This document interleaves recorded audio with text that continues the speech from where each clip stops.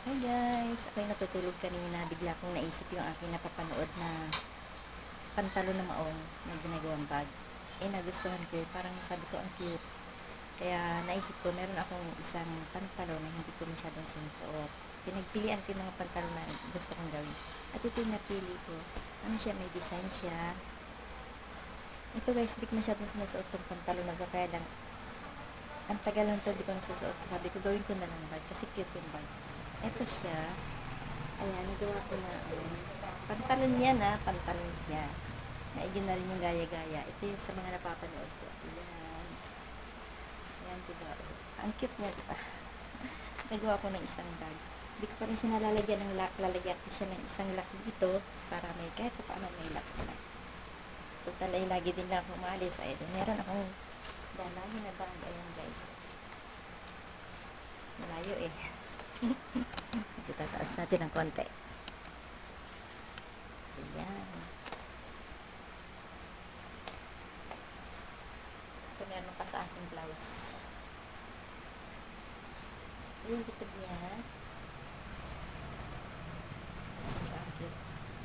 Siyempre may bulsa. Pwedeng lagyan ng tissue, ng face mask. Ayan. Ito din isa. Malalim yung bulsa niya. Hindi pa nakalalim. Ayan. Isa. Ang cute niya. Tapos, nagkataon na siya ay merong design. Ayan. May design siya. Meron na akong cute na bag na pwedeng dalhin sa kahit sa pamamalengke. Pwede na. Medyo may aayusin pa ako dyan na medyo hindi pantay. Ayusin ko pa yan.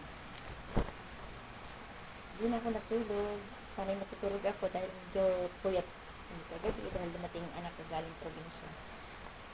Ano na yung madaling araw na 2:00 na. Madaling araw. Kapag na marami naman akong bag, kaya lang ay iba yung merong kakaiba. At ito, ayan, marami akong bag. Ayan. Parang sabi nga ng mga bata, nakita may collection daw ako ng bag. Yung mga hindi ko masyadong ginagamit. Ay, iba yung mga bigay-bigay lang yan.